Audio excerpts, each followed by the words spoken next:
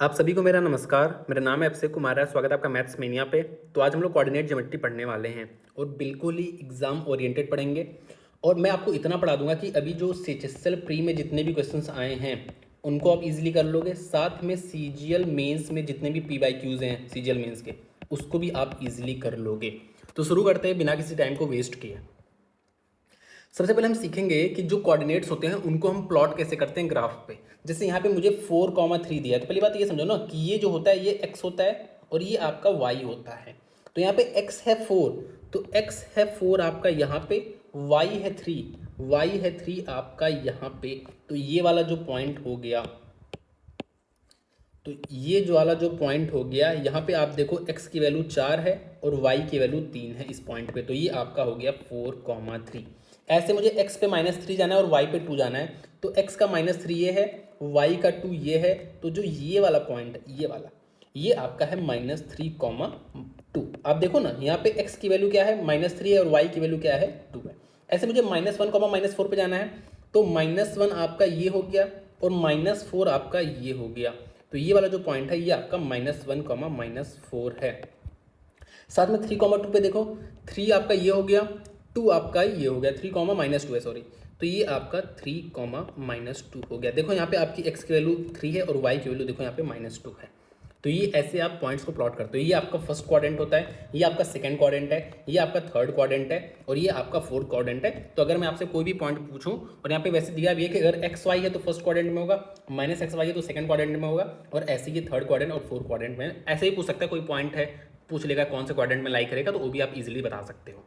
ठीक है, आ जाओ नेक्स्ट पे। जैसे हमें यहाँ पे मानो 2 पॉइंट्स दिए हैं, कोऑर्डिनेट्स दिए हैं। बेसिकली मैं पॉइंट्स बोलूँ तो उसका कोऑर्डिनेट्स समझना, ठीक है। और हमें बता दें कि इन दोनों पॉइंट के बीच में दूरी कितनी है, या इसको जो लाइन बन रही है इन दोनों पॉइंट्स को जोड़ के उसकी लेंथ कितनी है। तो जैसे ये पॉइंट है, ये पॉइंट है, इससे एक लाइन बन रहा है, तो हमें बताना है कि इस लाइन की लेंथ क्या है। तो उसका जो फॉर्मूला होता है वह √(x2 - x1) का होल स्क्वायर होता है प्लस y2 - y1 का होल स्क्वायर होता है। यहाँ पे आप x2 - x1 करो या x1 - x2 करो, कोई फर्क नहीं पड़ता, क्योंकि आपको पता है कि ये स्क्वायर होगा तो सब कुछ आपका पॉजिटिव ही होना है। ठीक है, तो ये आपका सपोज x1 y1 है, ये आपका x2 और y2 है। अब आप डालो x2 - x1 करो या x1 - x2 करो, कोई फर्क नहीं पड़ता। ठीक है, तो रूट ऑफ हमें इसकी लेंथ बतानी है, जो लाइन दिख रहा है इसकी लेंथ बतानी है। तो 7 माइनस -3 आपका प्लस हो जाएगा, मतलब 10 का स्क्वायर हो जाएगा, प्लस -1 - 5 6 हो जाएगा, -6 और -6 का स्क्वायर मतलब 6 का स्क्वायर। तो आपका यहाँ पे 36 हो जाएगा। बेसिकली ये आपका √136 इस लाइन की लेंथ आ जाएगी। क्लियर है ना? आ जाओ नेक्स्ट में। देखो आपको यहाँ पे अब क्या करेगा, जैसे मानो ये 2 कोऑर्डिनेट्स दिया है, ठीक है, ये हमने कर दिया लाइन ड्रॉ। इस लाइन का कोई मिड पॉइंट भी तो होगा, तो इस मिड पॉइंट का आपको कोऑर्डिनेट्स बताना है कि इस मिड पॉइंट का कोऑर्डिनेट्स क्या होगा। तो अगर ये x1 y1 है, ये x2 y2 है, तो सिंपल x वाले को जोड़ के आप x1 + x2 / 2 कर दो और y1 + y2 / 2 कर दो, तो आपका मिड पॉइंट आ जाएगा। तो इस मिड पॉइंट के जो कोऑर्डिनेट्स होंगे वह आपका ये होगा। जैसे ये आपको 2 पॉइंट्स दिए हैं, आपको ये मिड पॉइंट है, इस मिड पॉइंट का कोऑर्डिनेट्स बताना है। तो क्या करोगे, x1 + x2 आपका 5 आ रहा है, क्योंकि 8 - 3 हो जाएगा ना, तो 5/2, तो 2.5 मान लो इसको, कॉमा y1 + y2 जो आपका 4 हो रहा है, 4/2 मतलब 2। तो ये आपका मिड पॉइंट का कोऑर्डिनेट आ चुका है। आप अगर ध्यान से देखने की कोशिश भी करो ना अगर इस फिगर में, तो देखो ये आपका 2.5 है और ये आपका देखो 2 है और ये देखो 2.5 ही है। ठीक है, तो आपका मिड पॉइंट निकल के आ गया। आ जाओ नेक्स्ट पे। देखो क्या कर रहा है कि गिवन एक पॉइंट का मुझे कोऑर्डिनेट्स दिया है, सी का दिया है, what are the coordinates of B if C is the mid point of line A B. तो यहाँ पे मानो एक आपका ए बी लाइन दिया है, ए और बी आपका लाइन दिया है, और आपसे क्या पूछ रहा है, सी इज द मिड पॉइंट। तो सी आपका मिड पॉइंट है। ठीक है, आपको ए का कोऑर्डिनेट्स दिया है, आपका ये है ए का कोऑर्डिनेट्स, और आपको सी का कोऑर्डिनेट्स दिया है, ये है। इसका कोऑर्डिनेट्स मैं मान लेता हूँ एक्स और वाई है, मैं मान लेता हूँ। आपको पता है ये प्लस ये का हाफ करूंगा तो ये मेरा मिड पॉइंट निकल के आएगा, मतलब -8 + x / 2 करूंगा तो मेरा 4 निकल के आएगा, और y को ऐड करूंगा तो y -3 और /2, तो मेरा यहाँ पे 1 निकल के आएगा। तो यहाँ से आपकी x की जो वैल्यू आ रही है वह आपकी 16 आ रही है, और जो आपकी y की वैल्यू आ रही है वह आपकी 5 आ रही है। तो जो आपका b की वैल्यू आ जाएगा वो बेसिकली आपका 16,5 आ जाएगा। ठीक है। और आप देखोगे ना, अगर आप x1 प्लस x2 कर रहे हो तो आपका 8/2 4 आ रहा है, बिल्कुल सही बात है। और -3 और 5 कर रहे हो 2/2 आपका फिर भी 1 आ रहा है। तो आप इस तरह से आपको निकालना है, समझ गए ना। तो यहाँ पे आपको मिड पॉइंट ये दिया था, ऑलरेडी दे रखा था, और आपको इसका कोऑर्डिनेट्स बताना था, तो आप इस तरीके से इजीली निकाल सकते हो। ठीक है, आ जाओ नेक्स्ट पे। इसी तरह से अगर मुझे जैसे यहाँ पे 3 पॉइंट्स दे दिया जो कोलिनियर नहीं है, तो आपको पता है इससे एक ट्रेंगल बनेगा, तो आपसे पूछ लेगा इसके सेंट्रॉयड का क्या कोऑर्डिनेट्स होगा। तो आपको सिंपल तीनों x वाले जोड़ के आपको डिवाइड बाई 3 कर देना है, और तीनों y वाले जोड़ के आपको डिवाइड बाई 3 कर देना है। तो वही x1 plus x2 plus x3 divide by 3, और ये आपका g का जो आपका आ जाएगा कोऑर्डिनेट्स, वो आपका सिंपली ये आ जाएगा। जैसे अगर मैं यहाँ पे बताऊँ, ये इसका है सेंट्रॉयड g, अगर मुझे इसका कोऑर्डिनेट्स बताना है तो मैं x वाले को जोड़ूंगा 3 -2 आपका 1, और आपका ये हो गया कितना 6 -3 हो गया, और -3 को मैं 3 से डिवाइड करूंगा तो आपका -1 आ जाएगा कि नहीं। फिर से देखो, ये आपका x1 है, ये आपका x2 है, और ये आपका x3 है। तो -4 -2 -6 और आपका ये हो गया 3, तो इसको जोड़ोगे तो आपका -3 आएगा, उसको 3 से डिवाइड करोगे तो आपका -1 आएगा। फिर आप y वालों को जोड़ लो, तो आप ये जोड़े आपका 0 आ गया, ये आप जोड़े तो 6 आ गया, 6 को 3 से डिवाइड कर दो आपका क्या आ जाएगा 2 आ जाएगा। तो जो सेंट्रॉयड का कोऑर्डिनेट्स है वो आपका -1, 2 आ चुका है यहाँ पे। ठीक है, आ जाओ नेक्स्ट पे। अब हम देखेंगे, इस पे बेस्ड क्वेश्चन आपके बहुत आए हैं इस बार सेशन में। देखो क्या होता है, जैसे हम लाइन की जब इक्वेशन लिखते हैं ना तो ऐसे लिखते हैं, L1 ये आपका लाइन 1 है, ये आपका A1x plus B1y plus C1 equal to 0 होता है। ये आपकी लाइन 1 की क्वेश्चन है। यहाँ पे A की जगह कुछ भी आ सकता है, B की जगह कुछ भी आ सकता है, C की जगह कुछ भी आ सकता है। ठीक है, अगर मैं लाइन 2 की इक्वेशन बताऊँ तो ये आपकी A2x plus B2y plus C2 है। ठीक है, जैसे यहाँ पे आपको 2 लाइन दिया है, एक लाइन आपको देखो ये दिया है, एक लाइन आपको ये दिया है। यहाँ पे एक लाइन ये दिया और दूसरी लाइन भी इसी के ऊपर है, कोई बात नहीं अभी आपको समझाऊंगा। यहाँ पे आपको 2 लाइन, एक लाइन ये, एक लाइन ये दिया है। तो ये बेसिकली मानो इन दोनों लाइन की इक्वेशन लिखी हुई है। ठीक है, तो आपको पता है 2 अगर लाइन है तो आपका या तो वो लाइन ऐसे इंटरसेक्ट कर सकता है, या तो पैरेलल हो सकता है, या तो एक लाइन के ऊपर ही दूसरी लाइन हो सकती है। ये तो 3 कंडीशन होती है, और तो कोई कंडीशन बनेगी नहीं। तो हमें वही बताना है कि कौन सी लाइन इंटरसेक्टिंग है। कैसे पता करेंगे कि कोई 2 लाइन जो है वो इंटरसेक्ट कर रही है, या कैसे पता करेंगे कि 2 लाइन जो है पैरेलल है, या कैसे पता करेंगे दोनों लाइन जो है सेम है, मतलब एक दूसरे के ऊपर कोइंसाइड कर रही है। तो ये बात कैसे पता करेंगे, तो वही चीज़ है। तो देखो, अगर if A1 upon A2 not equal to B1 upon B2, तो ये आपकी इंटरसेक्टिंग लाइन है, इंटरसेक्टिंग लाइन है। तो इसका एक यूनिक सोल्यूशन आएगा। यूनिक सोल्यूशन का मतलब क्या होता है मैं आपको बता रहा हूँ, ध्यान से सुनो। अभी मैं आपको सारी बातें समझा दूँ फिर आपको समझाता हूँ। अगर आपका A1 upon A2 equals to B1 upon B2 not equals to C1 upon C2 है, तो ये आपका पैरेलल लाइन होता है, और ये आपका नो सोल्यूशन होगा। नो सोल्यूशन क्यों होगा वो भी आपको समझाऊंगा। If A1 upon A2 equals to B1 upon B2 equals to C1 upon C2 है, तो ये आपका को इंसिडेंट लाइन होता है, मतलब एक दूसरे को ऊपर ही वह लाइन होता है, को इंसिडेंट लाइन होता है, या कोइंसाइड करता है, या ओवरलैप करता है, कुछ भी कह सकते हो। और ये आपका यहाँ पे आपका इनफाइनाइट सोल्यूशन आएगा, इनफाइनाइट सोल्यूशन। मैं आपको समझाता हूँ। जैसे अगर आप देखो यहाँ पे पहली वाली फिगर देखो, ये वाला फिगर देखो अगर, तो आपको दिख रहा है एक लाइन ये है। अगर मैं आपको दूसरे कलर से दिखाऊं, रेड कलर से ही दिखा रहा हूँ, एक लाइन आपका ये है और ये एक लाइन आपका ये है।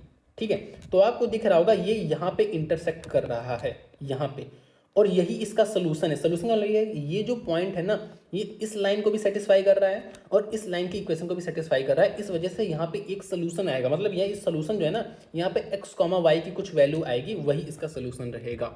समझ गए ना। दूसरा केस जो है ये आपका पैरेलल लाइन का, ये वाला, ये देखो आपको पैरेलल लाइन दिख रहा है।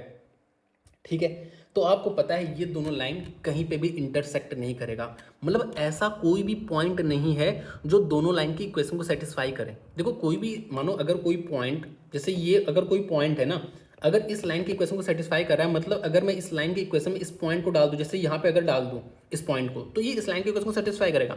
अगर मानो कोई पॉइंट यहाँ पे है तो वह इस लाइन की इक्वेशन को सेटिस्फाई करेगा, लेकिन अगर कोई पॉइंट यहाँ पे है तो वह इस लाइन की इक्वेशन को सेटिस्फाई नहीं करेगा, क्योंकि ये पॉइंट इस लाइन पे नहीं है। मोटा मोटा अगर कोई पॉइंट किसी लाइन पे है तो वह उस लाइन की इक्वेशन को सेटिस्फाई करेगा। अगर कोई पॉइंट किसी लाइन पे नहीं है, लाइन पे नहीं है, उस लाइन पे नहीं है, तो वो उसकी इक्वेशन को सेटिस्फाई नहीं करेगा। ठीक है, अगर आपको समझ नहीं है तो एक बार दोबारा मेरी बातों को समझ लो। रिवर्स करके मैं आपको दोबारा बोल दे रहा हूँ।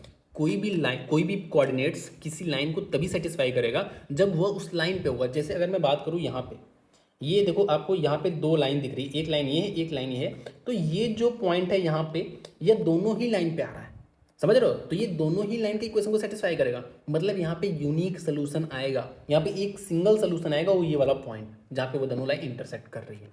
अगर मैं यहाँ पे बात करूँ, ये जो पैरेलल लाइन आपको दिख रही है तीसरे फिगर में, यहाँ पे ऐसा कोई भी पॉइंट नहीं आ रहा है जो दोनों ही इक्वेशन को सेटिस्फाई करे, तो यहाँ पे हमारा नो सोल्यूशन आएगा, क्योंकि कोई भी एक पॉइंट नहीं आ रहा जो कोई, आपको समझ रहे हो ना, सेटिस्फाई करे दोनों लाइन को।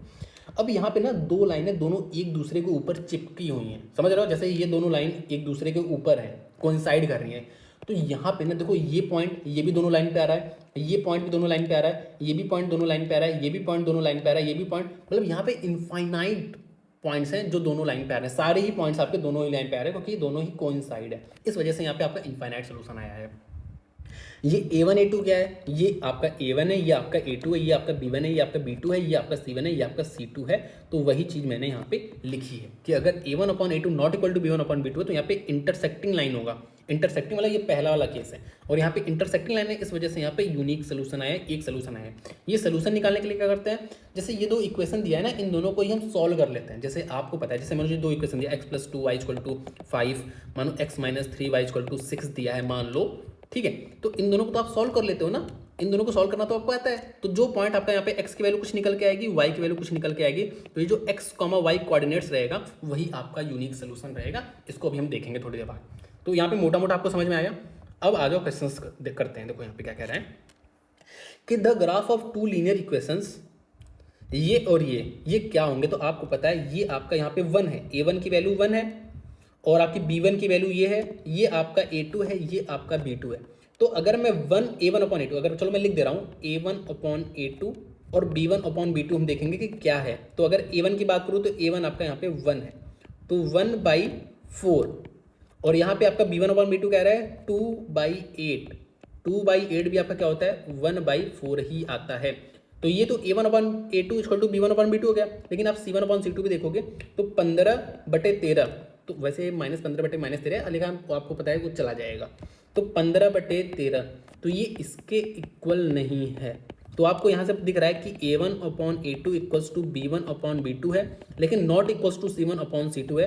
तो ये आपकी पैरेलल लाइन हो जाएगी, तो आपका ए वाला आंसर करेक्ट हो जाएगा। यहाँ पे देखो ना, ये वाली ही तो कंडीशन है, कौन सी, ये वाली कंडीशन। तो ये आपकी पैरेलल लाइन थी, और यहाँ पे आपका नो सोल्यूशन है। तो मुझे सोल्यूशन पूछा नहीं है, यहाँ पे आपका नो सोल्यूशन है। ठीक है, आ जाओ नेक्स्ट पे। फॉर वॉट वैल्यू ऑफ के विल द लाइन्स, ये जो है वह पैरेलल है। पैरेलल की क्या कंडीशन होती है, A1 upon A2 = B1 upon B2 not equals to C1 upon C2। तो आपको ये वाला चेक करने की जरूरत नहीं रहती, आपको यहीं से आंसर मिल जाएगा। ठीक है, तो 5/A1 आपको क्या है, x का कोफिशिएंट है। ये आपका दूसरी क्वेश्चन में x का कोफिशिएंट है, तो आपको ये वाला x का कोफिशिएंट देखना है 5, अपॉन ये वाले x का कोफिशिएंट देखना है अपॉन k+1, और आपको फिर यहाँ पे देखना है इक्वल्स टू, क्योंकि इक्वल्स टू होगा ना कंडीशन में, k अपॉन इस वाले y का कोफिशिएंट देखना है, अपॉन में इस वाले y का कोफिशिएंट देखना है। तो आप देख लो यहाँ पे 20 = k+1, तो आपको दिख रहा है कि k की वैल्यू यहाँ पे सिंपली 4 आ रही है, क्योंकि 4 × 5 आपका 20 होता है। ठीक है, तो k की वैल्यू 4 आ रही है, तो आपका यहाँ पे 4 करेक्ट आंसर हो जाएगा, ए वाला आंसर आपका करेक्ट हो जाएगा। मुझे उम्मीद है आपको समझ में आया होगा। मैंने आपको 3 कंडीशन बताई है। अगर A1 upon A2 not equal to B1 upon B2 है, तो आपका ये क्या हो जाएगा, ये आपका इंटरसेक्टिंग लाइन हो जाएगा। अगर A1 upon A2 = B1 upon B2 not equals to C1 upon C2 है, तो ये आपका पैरेलल लाइन हो जाएगा। अगर A1 upon A2 = B1 upon B2 equals to C1 upon C2 है, तो ये आपका कोइंसिडेंट लाइन हो जाएगा, मतलब एक दूसरे के ऊपर लाइन चिपकी हुई है। आ जाओ नेक्स्ट देखते हैं।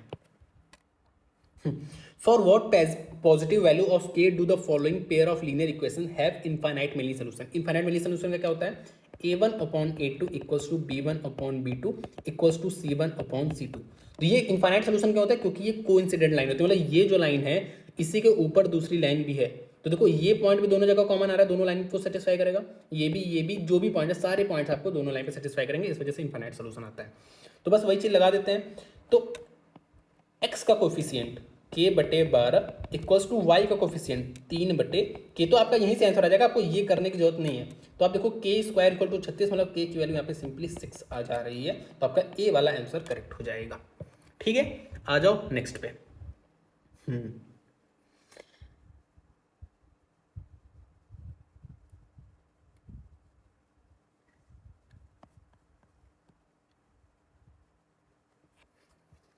For what value of m will the system of equation, ये आपका दिया है और ये आपका दिया है यहाँ पे नो सोल्यूशन। नो सोल्यूशन का मतलब क्या होता है?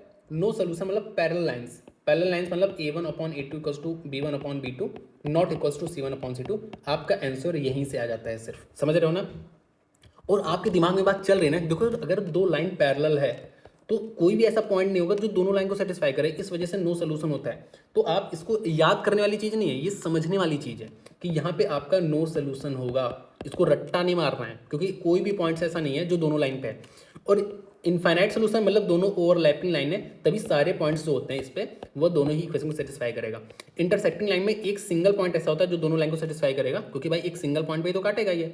ठीक है, तो आपका ये यूनिक सोल्यूशन आएगा। ये आपको समझने वाली बात है, इसको रटना नहीं है। तो यहाँ पे नो सोल्यूशन मतलब पैरेलल लाइन मतलब a1/a2 इक्वल टू b1/b2, इसको करने की जरूरत नहीं रहती है, आपका यहीं से आंसर आ जाता है।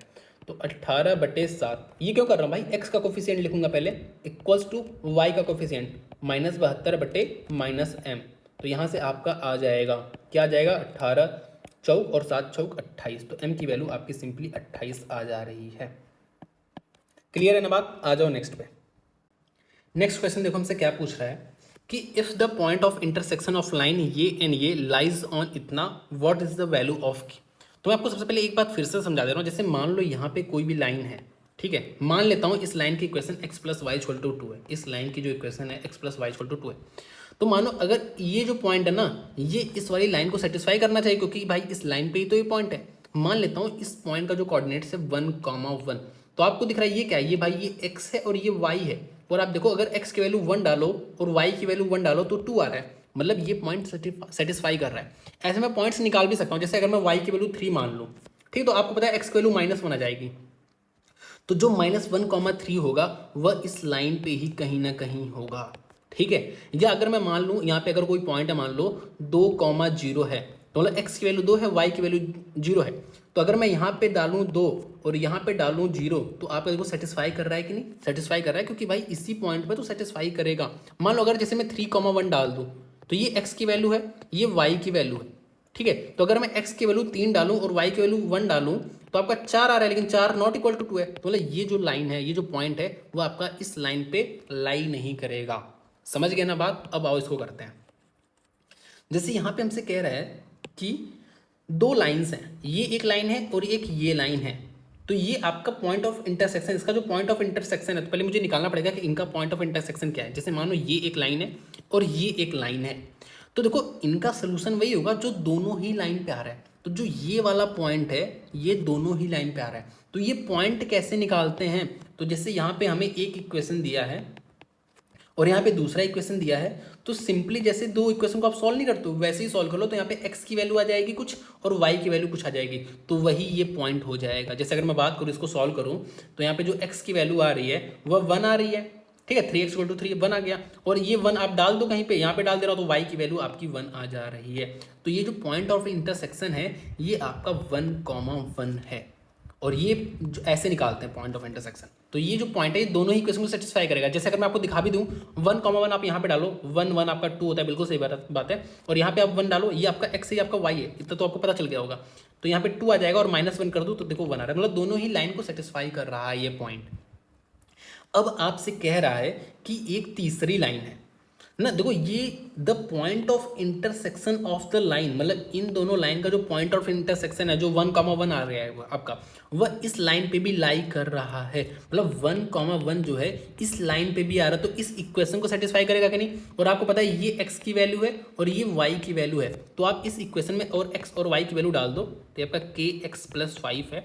तो यहाँ पे y की वैल्यू 1 है और x की वैल्यू भी 1 है +5, तो यहाँ से आपका जो k की वैल्यू आ जाएगा वह -4 आ जाएगा, और वही हमसे पूछा है। समझ में आ गया ना? आ जाओ नेक्स्ट पे। नेक्स्ट क्या कह रहा है? If the equation of line p is इतना, मुझे ये एक लाइन की इक्वेशन दिया है p, ठीक है। और ये मुझे लाइन क्यू की इक्वेशन दिया है। What are the coordinates of the point of common, common मतलब समझ रहे हो जो दोनों लाइन पे आ रहा है, तो मतलब मुझे इन दोनों इक्वेशन को ही सॉल्व करना है। तो x plus Y equal to 5 दिया है और x minus Y equal to 3 दिया है। तो यहाँ से आपकी जो x की वैल्यू आ रही है वह आपकी 4 आ रही है, और किसी में डाल दो तो y की वैल्यू आपकी सिंपली 1 आ जाएगी। तो जो 4,1 है, 1,4 नहीं, हम कोऑर्डिनेट्स को x, y लिखते हैं। तो x आया है 4, y आया है 1, तो 4,1 आपका दोनों ही लाइन पे आएगा। जैसे यहाँ पे आपका सीजीएल मेंस 2018 का क्वेश्चन है कि the graph of a equation ये और ये intersect at point alpha beta, तो आप इन दोनों को सॉल्व कर लोगे तो आपका x, y आ जाएगा कि नहीं। और ये x, y ही अल्फा, बीटा है।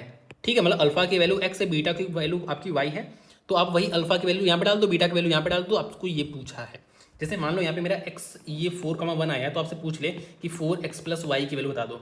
तो 4x 4 इंटू 4 16 प्लस 1 17 आ जाएगा कि नहीं। ठीक है, तो वही चीज़ आपसे यहाँ पे पूछा है। तो ये आपके लिए क्वेश्चन नंबर 1 है। ये आप मुझे इसका कमेंट सेक्शन में आंसर बताओगे। आ जाओ नेक्स्ट पे। नेक्स्ट क्या कह रहा है हमसे, the line x plus Y equal to 10 and इतना इक्वल हैव यूनिक सोल्यूशन, मतलब इंटरसेक्ट करनी है लाइन। तो हम निकाल सकते हैं कि नहीं, बिल्कुल निकाल सकते हैं। x plus Y equals to 10, मुझे पॉइंट ऑफ इंटरसेक्शन निकालना है। -3x plus Y equals to 2। अगर मैं इनको ऐड करूं तो माइनस ऐड नहीं सब्सट्रैक्ट करूंगा। ठीक है, तो यहाँ पे 4x इक्वल्स टू 8, x की वैल्यू 2 आ रही है तो डाल दो यहाँ पे, x की वैल्यू यहाँ पे 2 डाल दो तो y की वैल्यू आपकी 8 आ जाएगी। मतलब 2,8 जो है ये पॉइंट ऑफ इंटरसेक्शन है। तो हमसे कह रहा है द लाइन ये have a unique solution, unique solution जो कि हमारा ये आ चुका है unique solution. What is the distance between the unique solution, मतलब इस ये जो पॉइंट है and the point of intersection of the line, ये और ये। अब यहाँ पे मुझे 2 लाइन दिया है। पहली बात तो जो x एक्सिस होता है ना, ये सिंपली y इक्वल टू 0 होता है। जैसे अगर मैं आपको दिखाऊं, जैसे मान लो ये आपका ये आपकी x एक्सिस है और ये आपकी y एक्सिस है। तो ये x एक्सिस है, x एक्सिस को आप देखो, अगर मैं आपको यहाँ पे कोई भी पॉइंट ले लो ये, तो ये हो सकता है आपका पॉइंट हो 2,0 हो, ये पॉइंट आपका हो सकता है 4,0 हो, ये आपका हो सकता है -1,0 हो। ठीक है, 0 क्यों, क्योंकि आप देखो ना 0 y वाली लेंथ 0 है, तो यहाँ पे देखो हर जगह y इक्वल टू 0 है। समझ रहे हो, हर जगह y इक्वल टू 0 है। तो ये आपकी दूसरी इक्वेशन होगी। अब आपको देखो 2 इक्वेशन दिया है, x plus Y equal to 10 और y इक्वल टू 0। तो y की वैल्यू आपको ऑलरेडी पता है, आप यहाँ पे डाल दो तो x की वैल्यू 10 आ जाएगी। तो x की वैल्यू 10 आ चुकी है और y की वैल्यू 0 आ चुकी है, तो ये आपका 10,0 आ जाएगा। ठीक है, तो मैंने इन दोनों को सॉल्व किया तो मेरा 10,0 आ रहा है, मतलब एक पॉइंट आपका ये हो गया। आपसे पूछा क्या था, फिर से पढ़ो, what is the distance between the unique solution, मतलब इस पॉइंट के और पॉइंट ऑफ इंटरसेक्शन जो कि ये आया है, इन दोनों के बीच की दूरी कितनी है। तो आप निकाल नहीं सकते x1 root of x1 minus x2 का whole square plus y2 minus y1 का whole square. y2 minus y1 करो या y1 माइनस y2 करो, आपकी बात एक ही पढ़ने वाली है। तो रूट ऑफ इसकी मैं लेंथ निकाल रहा हूँ, 10 माइनस 2 का होल स्क्वायर, 8 का स्क्वायर प्लस 0 माइनस 8 माइनस 8 का स्क्वायर, मतलब 8 का स्क्वायर। ठीक है, तो मतलब बेसिकली आपका 8√2 आ जा रहा है डी। तो आपका ए वाला आंसर करेक्ट हो जाएगा। समझ में आ गया ना। मैं फिर से एक बार आपको ओवरऑल मतलब समझा दे रहा हूँ एक, कि आपको यहाँ पे 2 लाइन दिया है, तो 2 लाइन का आप ये वाला पॉइंट निकाले हो, फिर आपको यहाँ पे 2 लाइन दिया है, तो 2 लाइनों को, दोनों लाइन की क्वेश्चन को सॉल्व करके आपने ये वाला पॉइंट निकाला, दोनों लाइन की क्वेश्चन वाला सॉल्व करके आप ये वाला पॉइंट निकाला। अब आपको ये जो डी है ये पूछा है, तो डिस्टेंस का भी आपको फॉर्मूला आता है। आ जाओ नेक्स्ट पे। If the intersection point of equation ये और ये on a graph is p, q, then value of इतना। तो इसको भी मेरे ख्याल से आप कर लोगे, लेकिन चलो मैं करा दे रहा हूँ। 3p, एक second, 3p minus 2q plus 23 equals to 0 minus 2p plus q minus 13 equals to 0। तो इन दोनों को आप सॉल्व कर लो। कैसे करोगे, इसको आप 2 से मल्टीप्लाई कर दो। ठीक है, तो ये आपका 2q बन चुका है। अब आप ऐड कर दो तो आपका -4p प्लस 3p आपका -p हो जाएगा, और ये आपका 13 दूना 26 और 26 और 13 आपका क्या बन जाएगा, मैंने ऐड किया है ना, दोनों को ऐड किया है, बिल्कुल सही बात है। तो 6 3 2 दूनी 4 -p हो गया, और यहाँ पे आपका 26 माइनस 26 और आपका ये हो जाएगा -3। तो इससे आपकी जो p की वैल्यू आ रही है वह -3 आ जाएगी, p की वैल्यू। अब p की वैल्यू आप डाल दो कहीं पे भी, तो मैं आपकी p की वैल्यू यहाँ पे डाल दे रहा हूँ। तो -3 आपका -9 हो जाएगा, और -9 और ये आपका 23 कितना हो जाएगा, 3 यहाँ से जाएगा, 6 वहाँ से जाएगा, आपका 14 हो जाएगा। तो q की वैल्यू आपकी 7 आ जाएगी। मतलब पी की वैल्यू आप यहाँ पे डाल दो चाहे यहाँ पे डाल दो, कहीं पे भी डाल दो। तो आपकी क्यू की वैल्यू 7 आ चुकी है। हमसे पूछा है 3p प्लस क्यू, तो 3p आपका -9 प्लस क्यू 7, तो आपका -2 करेक्ट आंसर आ जाएगा। तो आपका सी वाला आंसर करेक्ट आ जाएगा। समझ में आया क्या क्या, जिससे हमें यहाँ पे कहा है कि दो पॉइंट ऑफ इंटरसेक्शन है, दो लाइन है, उसका point of intersection P comma Q आएगा, जो आप निकालना जानते हो। दोनों लाइन के इक्वेशन को सॉल्व कर दो तो आपका पी कॉमा क्यू आ जाएगा। फिर आपको ये चीज़ इसमें डाल देना है, पी और क्यू की वैल्यू आपको इसमें डाल देना है, यही आपसे कहा था। आ जाओ नेक्स्ट में। हाँ देखो, solve the following system of linear equation. देखो अभी जो हमने लाइन के इक्वेशन पढ़ा ना, वहाँ पे एक्स और वाई था सिर्फ, ठीक है, जेड नहीं था।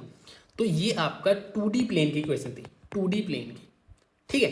अब यहाँ पे एक्स वाई जेड आ गया तो ये 3D प्लेन की इक्वेशन होती है, ठीक है, जो 3D प्लेन में लाई करती है, ठीक है।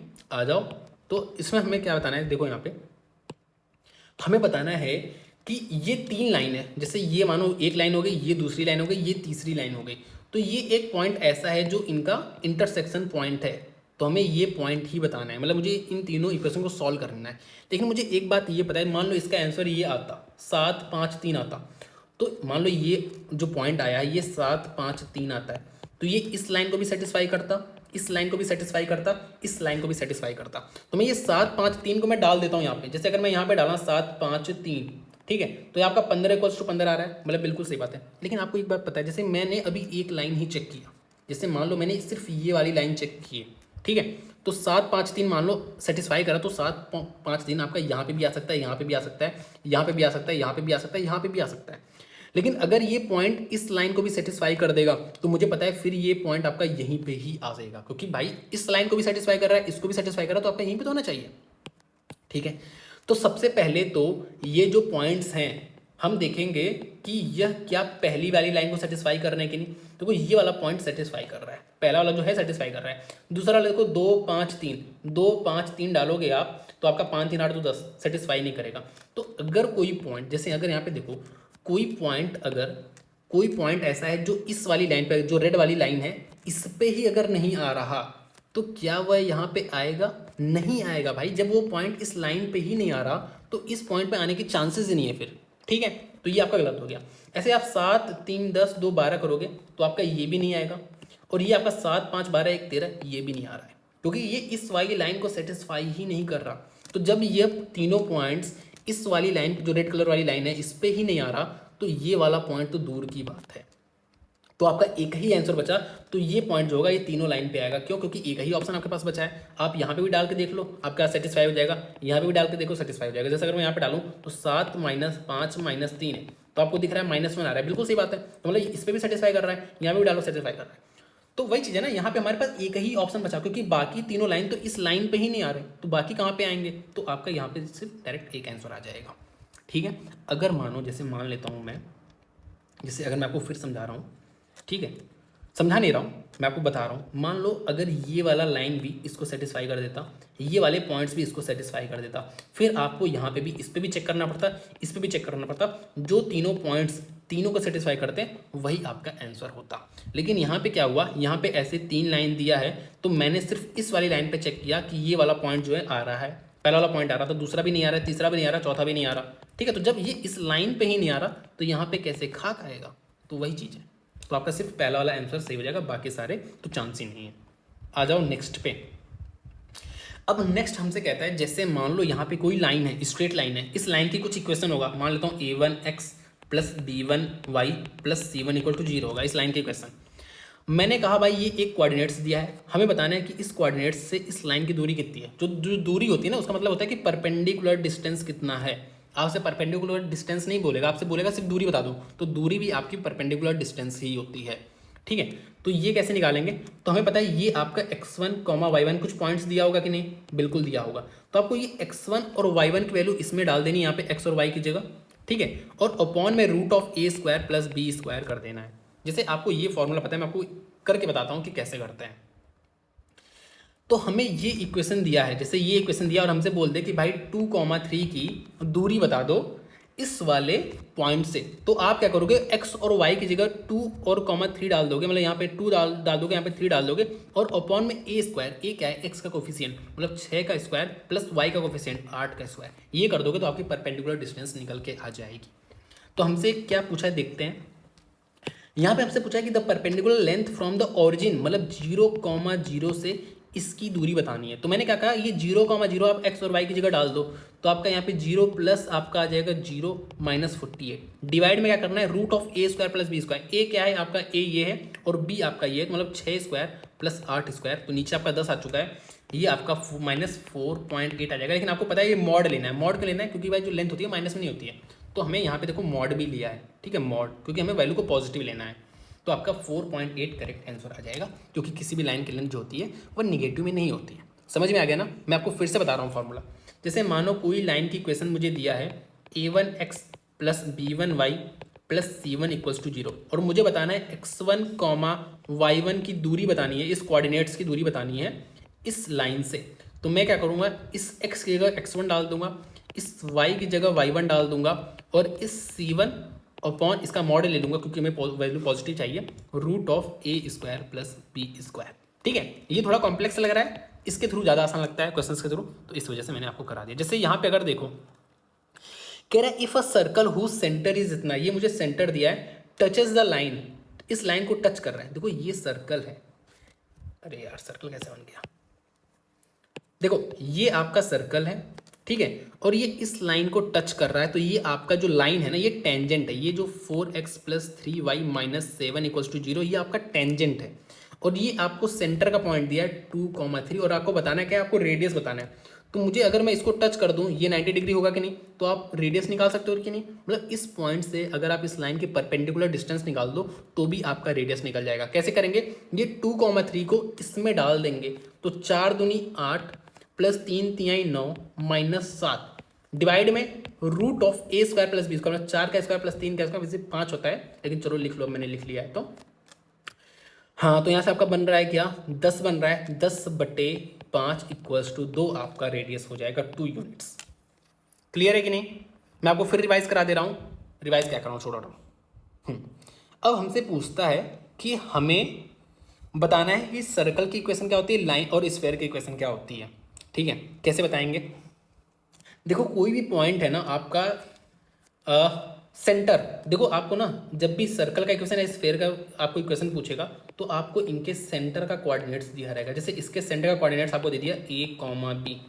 स्फेयर आपका होता है 3D में, तो यहाँ पे आपको सेंटर कोऑर्डिनेट ऐसे देगा a, b, c, और मुझे रेडियस दिया है यहाँ पे r, यहाँ पे भी रेडियस दिया है r। तो अगर मैं सेंटर की इक्वेशन बताऊँ, सर्कल की इक्वेशन बताऊँ, तो क्या होता है, x माइनस ए का whole square plus y minus B का होल स्क्वायर और इक्वल्स टू आर स्क्वायर।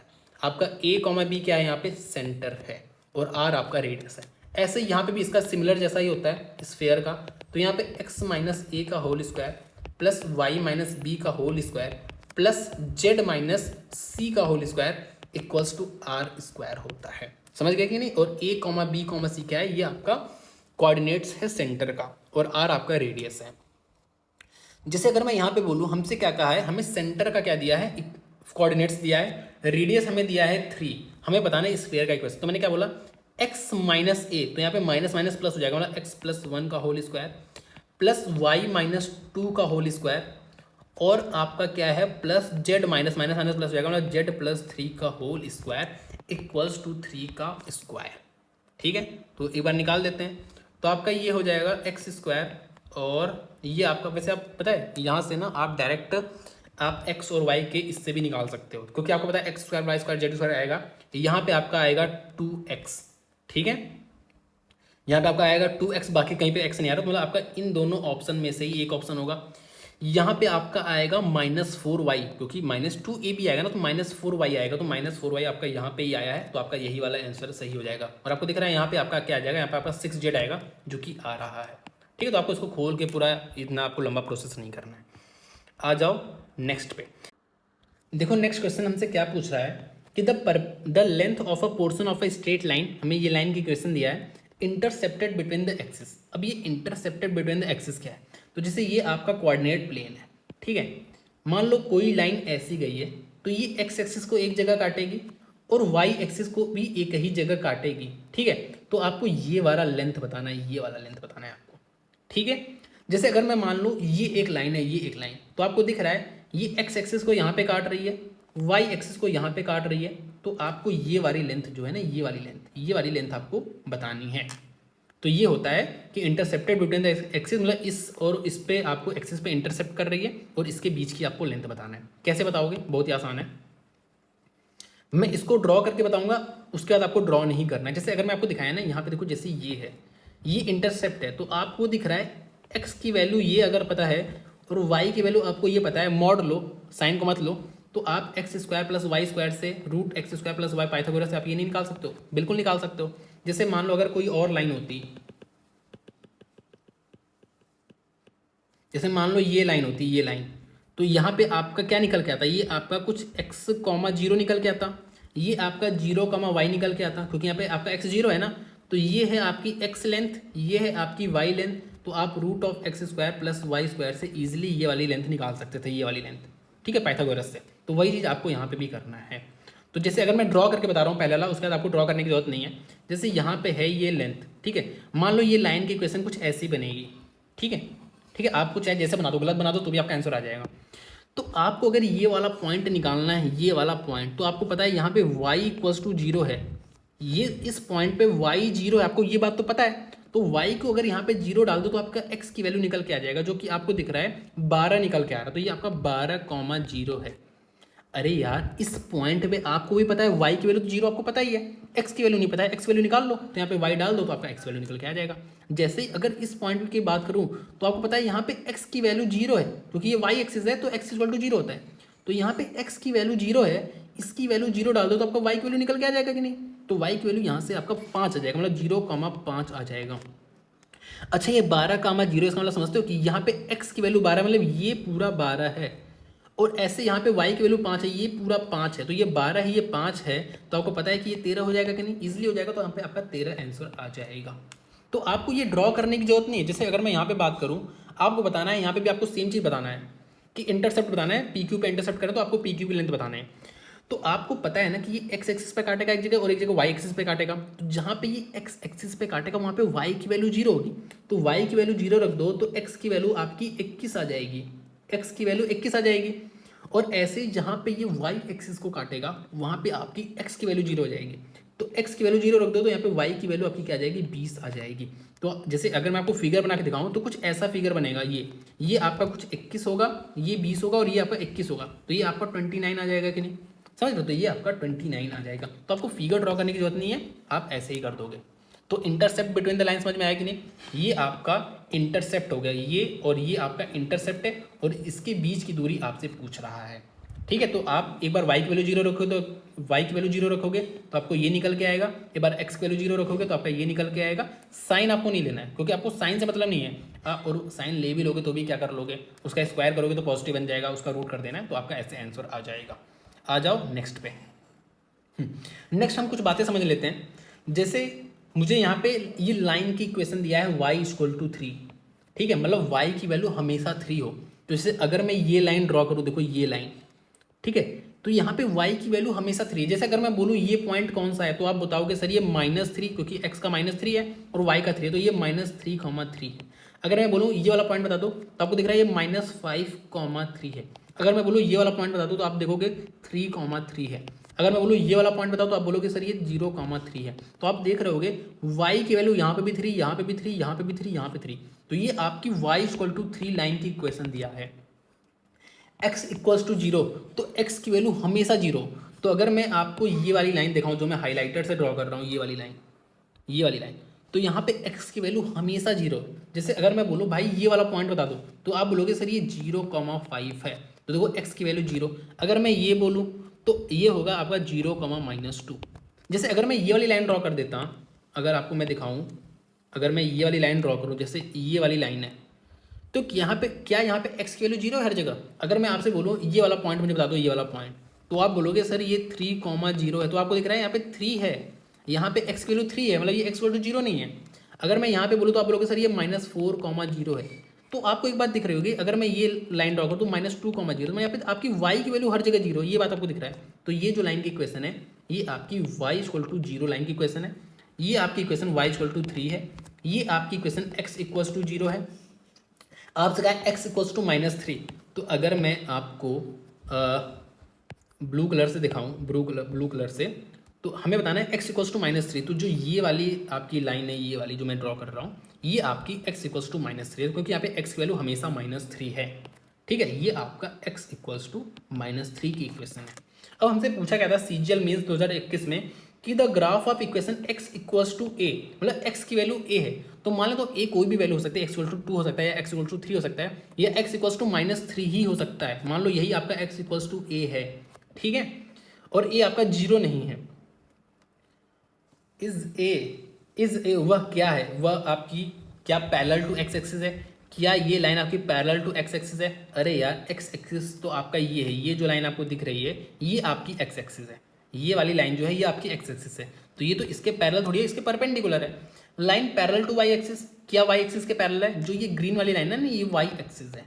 और आपको दिख रहा होगा ये जो x इक्वल्स टू -3 है, या x इक्वल्स टू ये a है, ये आपका y के पैरेलल है। ठीक है, तो y की आपके पैरेलल हो गया, तो आपका b वाला आंसर सही हो जाएगा। अब मुझे एक बात ये भी समझ में आ रही है कि ये a नॉट इक्वल टू 0 इसलिए लिखा था क्योंकि अगर ये a नॉट इक्वल टू 0 होता ना, तो पैरेलल तो होता, साथ में कोइंसिडेंट भी हो जाता, कोइंसाइड कर देता है लाइन, क्योंकि यहाँ पे x इक्वल्स टू 0 वाली जो लाइन बनती वह आपकी कौन सी बनती, वह आपकी ये वाली लाइन बनती है जो ग्रीन वाली लाइन है। तो उस केस में क्या हो जाता, कोइंसिडेंट हो जाता है, इस वजह से यहाँ पे x नॉट इक्वल टू 0 का है, मतलब a नॉट इक्वल टू 0 का। तो मेरे ख्याल से आपको बात समझ में आ गई ना। जैसे अगर मैं बोलूँ कि y इक्वल्स टू 3 है, ये आपका क्या होगा, तो आपने यहाँ पे ड्रॉ किया y इक्वल्स टू 3, ये वाली लाइन, तो ये आपकी पैरेलल टू x एक्सिस है। इतनी बात क्लियर है ना? आ जाओ नेक्स्ट पे। नेक्स्ट देखो, आपका जो टॉपिक है वह आपका एरिया ऑफ ट्रायंगल, और ये आपका आखिरी टॉपिक है। तो देखो, हमें 3 कोऑर्डिनेट्स दिया होगा, ये आपके 3 कोऑर्डिनेट्स हैं, और आपको पता है इससे आपका एक ट्रायंगल बन जाएगा, और आपको इसी ट्रायंगल का एरिया बताना है। ठीक है, तो आपको ये x1, y1 दिया रहेगा, जैसे इस फिगर में दिया है x1, y1, x2, y2, x3, y3। तो इसका फॉर्मूला होता है, फॉर्मूला को आपको कैसे याद करना है, सबसे आसान तरीका क्या है कि जो एरिया ऑफ ट्रायंगल होता है वो हाफ मॉड क्यों लगाओगे, क्योंकि आपका एरिया पॉजिटिव आएगा। आपको यहाँ पे x1 लिखना है, यहाँ पे x2 लिखना है, और यहाँ पे आपको x3 लिखना है। ठीक है, ये आपके ब्रैकेट है कुछ, ठीक है, ये आपके ब्रैकेट है। अब आपको यहाँ पे y लिख देना है, y माइनस y लिख देना है। और आपको पता है 1 2 3 होता है ना, 1 2 3, फिर आपको वापस जाना है 1 2 3 1 2 3 1 2 3। यहाँ पे 1 आ गया, यहाँ पे 2 और 3 आ जाएगा, यहाँ पे 2 आ गया, यहाँ पे आपका 3 और 1 आ जाएगा, और फिर आपका 3 आ गया तो 1 और 2 आ जाएगा। ये है फॉर्मूला। जैसे मैंने क्या किया, 1 2 3 1 2 3 2 3 1 3 1 2 कर दिया, आपका एरिया निकल के आ गया है। तो आपको इसको डायरेक्ट, ये आपको याद होना चाहिए, आपको लिखना नहीं है, ये आपके दिमाग में याद होना चाहिए। जैसे अगर मुझे इसका एरिया निकालना है तो मैं क्या करूँगा, हाफ, इसका जो एरिया आ जाएगा हाफ मॉड लगा दूंगा, क्योंकि आपको वैल्यू पॉजिटिव में लेनी है। x1 -5 y2 -y3, तो 3 -2 आपका 5 आ जाएगा, प्लस x2 1, और आपका y3 -y1, तो -2 -2 आपका प्लस हो जाएगा, मतलब आपका 0 आ जाएगा यहाँ पे, प्लस x3 जो कि 2 है, 2 है, फिर आपका y1 -y2, तो -2 -3 आपका -5 आ जाएगा। तो आपको दिख रहा है -25 -10 -35, और मॉड आ जाएगा तो 35 आ जाएगा, तो 35/2 आपका 17.5 इसका एरिया आ जाएगा। एक तरीका तो ये है। दूसरा तरीका है शिफ्टिंग का। इसमें क्या होता है, जैसे मान लो ये आपका कोऑर्डिनेट प्लेन है और आपको ये 3 पॉइंट्स दिए हैं, इससे आपका कोई आपका बन रहा है ट्रायंगल, ये आपका ट्रायंगल बना।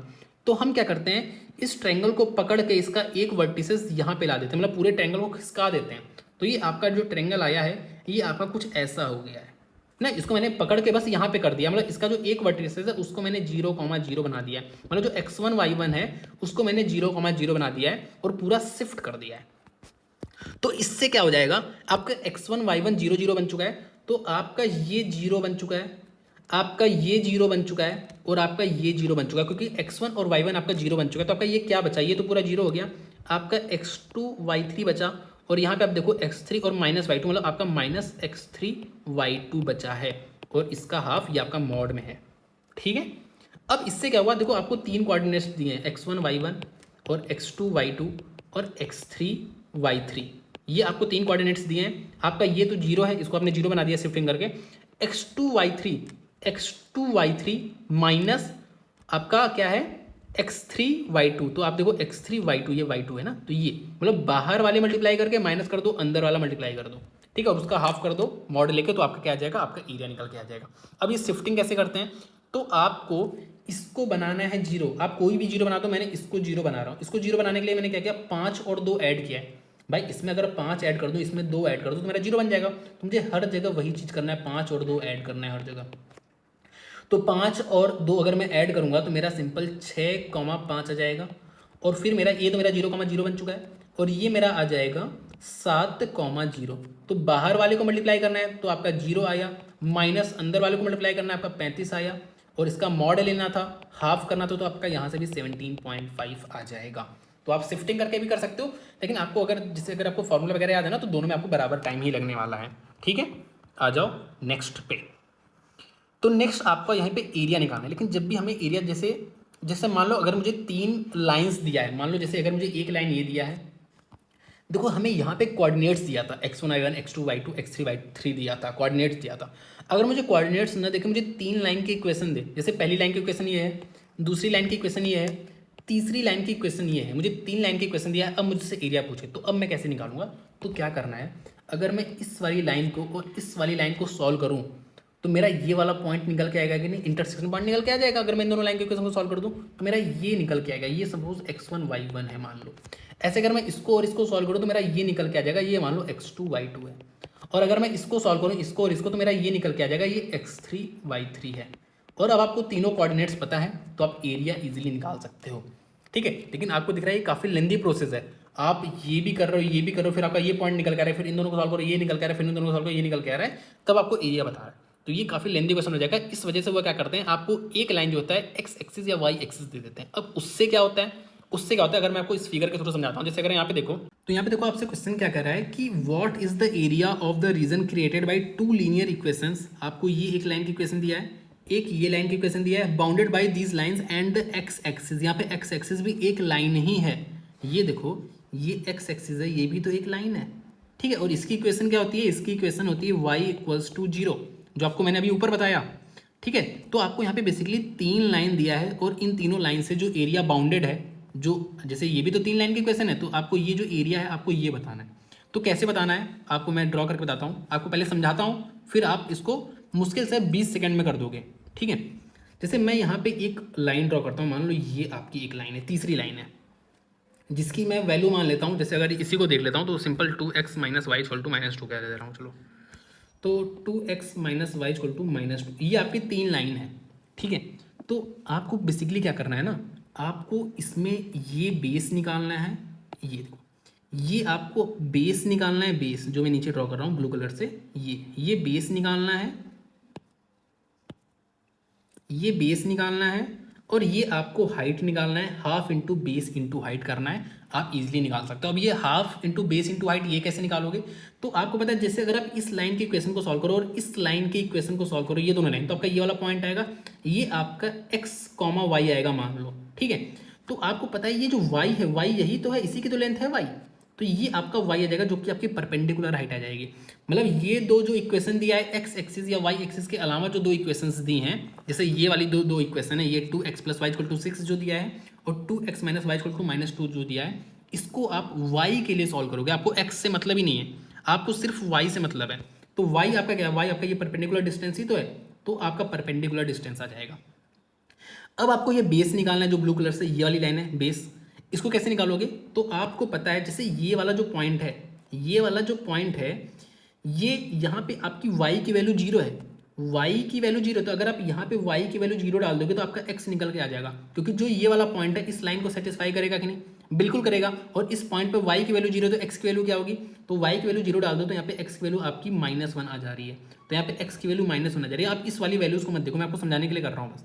ठीक है, तो x की वैल्यू -1 आ जा रही है, और यहाँ पे कॉमा 0, तो आपको x से मतलब है सिर्फ। यहाँ पे अगर मैं डालूँ ये चीज़, जैसे यहाँ पे ये लाइन दिया है x plus 2y equal to 7 दिया है ठीक है, तो मुझे पता है ये जो पॉइंट है ये इस लाइन को सेटिस्फाई करेगा कि नहीं, बिल्कुल करेगा। तो और यहाँ पे आपकी y की वैल्यू 0 है, तो y की वैल्यू 0 डाल दो तो x की वैल्यू 7 आ जाएगा, तो यहाँ पे 7,0 आ जाएगा।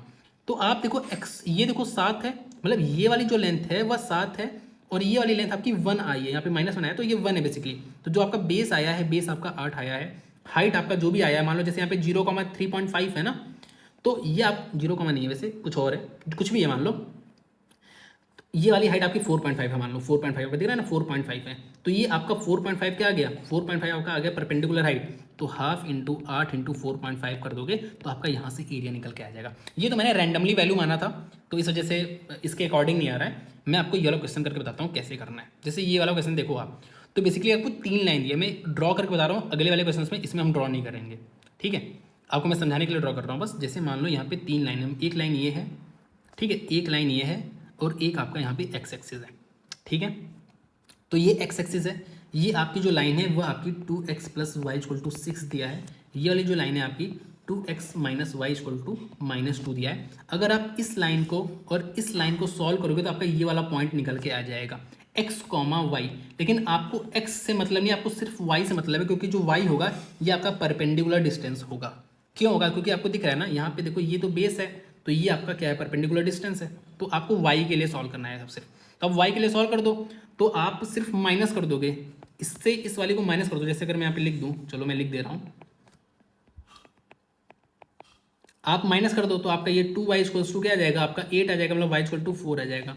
तो आपका ये 4 आ चुका है, ये आपका परपेंडिकुलर डिस्टेंस आ चुका है। अब आपको इसकी दूरी निकालनी है, कैसे निकालोगे, ये दूरी निकालनी है। तो आपको पता है ये वाला जो पॉइंट है ये इस वाली लाइन को सेटिस्फाई करेगा कि नहीं, बिल्कुल करेगा। और आपको पता है यहाँ पे y की वैल्यू 0 है, क्योंकि x एक्सिस मतलब y इक्वल टू 0 है, तो y इक्वल टू 0 डाल दो तो यहाँ पे x की वैल्यू आपकी -1 आ जाएगी। तो x की वैल्यू -1 आ गई। यहाँ पे अगर मैं देखूँ तो मुझे पता है ये वाला जो पॉइंट है वह इस लाइन की इक्वेशन को सेटिस्फाई करेगा, और यहाँ पे y की वैल्यू 0 है, क्योंकि ये x एक्सिस है, तो y की वैल्यू 0 डाल दूंगा तो x की वैल्यू आपकी 3 आ जाएगी। तो ये वैल्यू 3 आ चुकी है। आप देखो इसके बीच का डिस्टेंस कितना है, 4 है, तो ये आपका बेस आ चुका है। तो half into base into height equals to आपका एरिया, तो आपका 8 स्क्वायर यूनिट आपका एरिया आ जाएगा।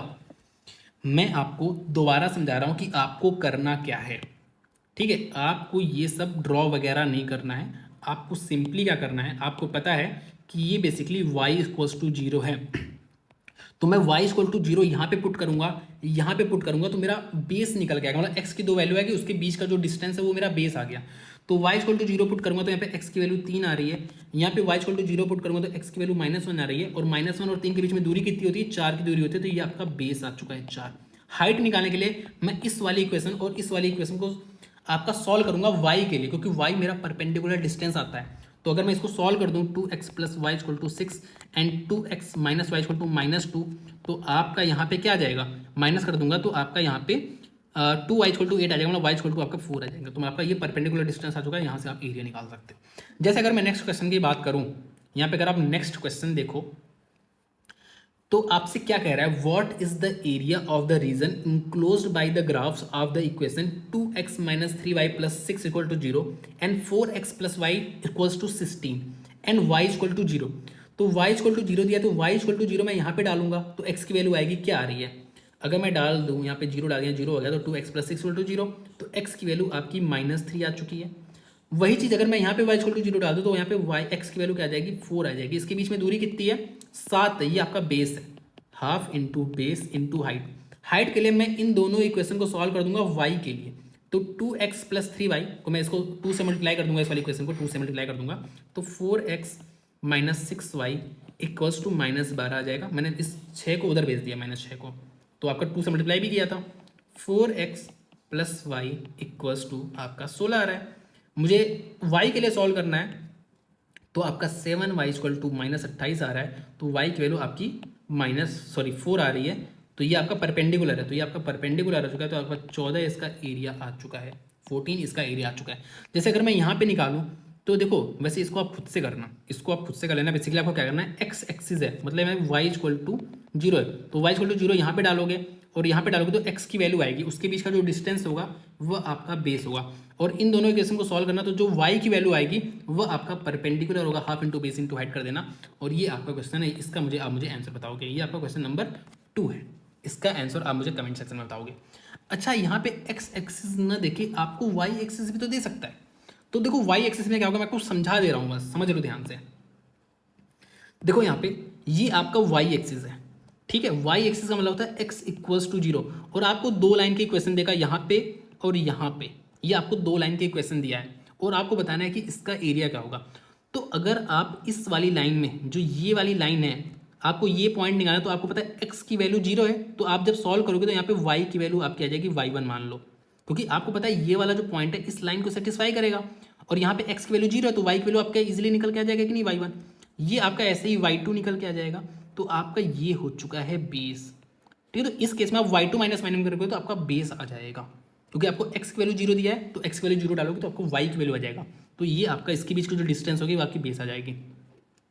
अब ये जो पॉइंट है ये आपका x, इन दोनों इक्वेशन को सॉल्व करोगे तो आपका x कॉमा y आएगा कि नहीं, और आपको दिख रहा है ये जो x है, x ये होता है ना, इस बार x परपेंडिकुलर है, तो आपको ये दोनों लाइन सॉल्व करके आपको x निकालना है, सिर्फ y से आपको मतलब ही नहीं है, y को एलिमिनेट करना है, तो आपके x की जो वैल्यू आएगी वो आपकी आ जाएगी परपेंडिकुलर। इस केस में आपका जो हाफ y2 माइनस y1 और इंटू x जो होगा वह आपका एरिया आ जाएगा।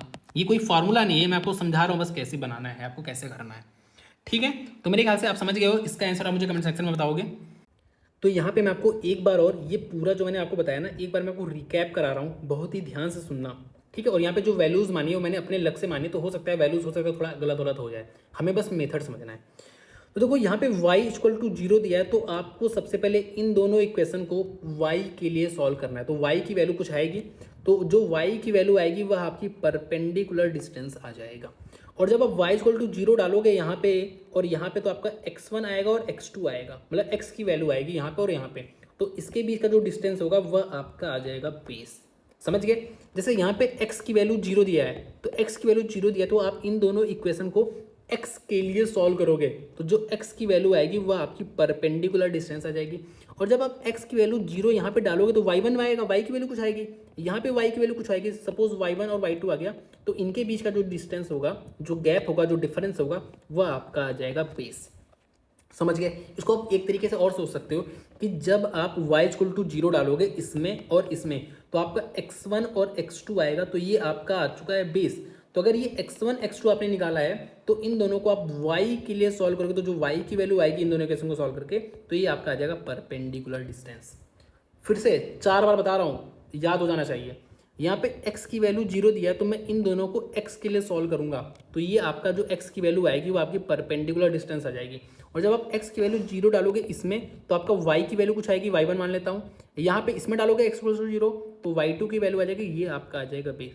आपका बेस पता है, परपेंडिकुलर बताया आपको, half into base into height करना है। जैसे अगर मैं इस क्वेश्चन को दोबारा समझाऊं, यहाँ पे x एक्सिस मतलब y इक्वल टू 0 है, तो y इक्वल टू 0 आप इसमें डालोगे और इसमें डालोगे, तो आपका x1 और x2 की वैल्यू आएगा, इनका जो डिफरेंस आएगा वो आपका आ गया बेस। और x1 x2 की वैल्यू आया, तो आपको इन दोनों इक्वेशन को y के लिए सॉल्व करना है, तो जो y की वैल्यू आएगी वो आपकी परपेंडिकुलर डिस्टेंस आएगी, half into base into height कर दोगे, आपका आंसर आ जाएगा। मेरे ख्याल से आपको एकदम क्लियर हो गया होगा ये चीज़। एक आखिरी क्वेश्चन देख लो, आपका पिछले साल ICAR में आया था 2023 में। कह रहा है find the coordinates of a circum centre of a triangle ABC जिसका वर्टिसेस हमें दिया है। तो आपको पता है सर्कम सेंटर क्या होता है, एक आपको ट्रायंगल दिया है ABC, इस ट्रायंगल के वर्टिसेस से एक सर्कल पास होगा, और ये जो सर्कल आपको पता है ना कि अगर कोई भी ट्रायंगल है तो उससे एक सर्कल, उसके वर्टिसेस से एक सिंगल सर्कल ही पास होता है, और उस सर्कल का सेंटर ये है। सपोज मैं x, y मान लेता हूँ, तो आपको यही कोऑर्डिनेट्स बताने हैं, x, y आपको बताना है। अब आप कैसे बताओगे, तो आपको a की वैल्यू दिया है 3,2, ये वैल्यू आपको दिया है 1,4, ये आपको दिया है 5,4, आपको इसका कोऑर्डिनेट बताना है। तो आप एक रफ आइडिया भी लगा सकते हो कि ये भी फर्स्ट क्वाड्रेंट में, ये भी फर्स्ट क्वाड्रेंट में, ये भी फर्स्ट क्वाड्रेंट में है, तो चांसेस यही है कि इसका जो सर्कम सेंटर है वो फर्स्ट क्वाड्रेंट में ही होगा। फर्स्ट क्वाड्रेंट आपका एक ही है, तो आप यहाँ से टिक मार सकते हो, लेकिन ज़रूरी नहीं कि आपका फर्स्ट क्वाड्रेंट में हो, या ज़रूरी नहीं कि आपका जो सर्कम सेंटर हो इस ट्रायंगल के अंदर हो, ट्रायंगल के बाहर भी हो सकता है अगर ये ऑब्ट्यूज एंगल ट्रायंगल है। एक्यूट एंगल अगर होता तो सर्कम सेंटर अंदर होता है, अगर तुम्हारा राइट एंगल ट्रायंगल होता है तो हाइपोटेन्यूज पे होता है सर्कम सेंटर, और अगर ऑब्ट्यूज होता है तो बाहर होता है। तो हो सकता है ये ट्रायंगल ऑब्ट्यूज भी हो, लेकिन फिर भी आप देखो ना काफ़ी दूर दूर है। जैसे अगर ये 3,4 यहाँ पे है, ये आपका मान लो कोऑर्डिनेट एक्सिस है, तो दूसरा यहाँ पे जा रहा है, तीसरा यहाँ पे जा रहा है, चौथा यहाँ पे जा रहा है, थोड़ा चांसेस नहीं है। आप एक बार इसको क्रॉस चेक भी कर सकते हो। कैसे करोगे क्रॉस चेक, मैं आपको वो बता रहा हूँ। अगर मैं आपको बेसिक बता दे रहा हूँ कि करना कैसे है, वो भी बता दे रहा हूँ, और वहीं से हम क्रॉस चेक भी कर लेंगे। ठीक है, तो देखो आपको पता है ना, ये आपका क्या है, ये आपका रेडियस है, ये आपका क्या है, ये आपका रेडियस है, और ये भी आपका रेडियस है। ठीक है, तो आपको ये रेडियस इक्वल करना है, तीनों की जगह करना है, क्योंकि चलो वो भी बता दूंगा। तो अगर मैं रेडियस निकालूँ तो मुझे ये पॉइंट पता है, मुझे ये पॉइंट पता है, मुझे इसके बीच का निकालना आता है कि डिस्टेंस क्या होता है।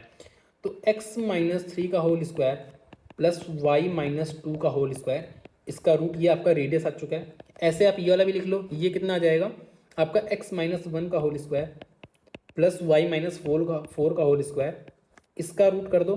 और एक और होगा, एक और बराबर कर सकते हो आप, तीसरा वाला x माइनस 5 का whole square plus Y minus 4 का होल स्क्वायर। आप ये सोच सकते हो कि सर मैं इन दोनों से भी तो निकाल सकता हूँ एक्स वाई की वैल्यू। नहीं निकाल सकते। क्यों नहीं निकाल सकते?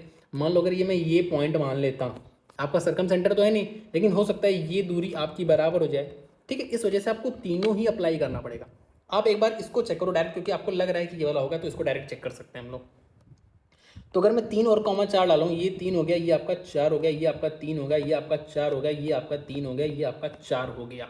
हम ये डालते तो देखो यहाँ पे ये 0 बन चुका है, ये आपका 2 का स्क्वायर आ चुका है, मतलब 2 आ चुका है। सिंपली ये रूट के बाहर वैल्यू आएगी तो 2 आ जाएगी। यहाँ पे अगर मैं डालूँ तो ये 2 है, यहाँ पे 0 आ चुका है, तो ये आपका सिंपल 2 का स्क्वायर मतलब बाहर आ जाएगा तो 2 आ जाएगा। यहाँ पे अगर मैं डालूँ तो आपका ये 0 आ चुका है, ये आपका माइनस 2 का स्क्वायर है, जो कि 2 का स्क्वायर होता है बेसिकली, और ये आपका बेसिकली भी बाहर आएगा तो 2 आ जाएगा। मतलब ये बिल्कुल सही है, ये वाली जो वैल्यूज़ है ये बिल्कुल सेटिस्फाई कर रही है, तो आपका ये बी वाला आंसर करेक्ट हो जाएगा। ठीक है, तो आज के लिए इतना ही रखते हैं। आप बता देना आपको क्लास कैसी लगी। Thank you so much.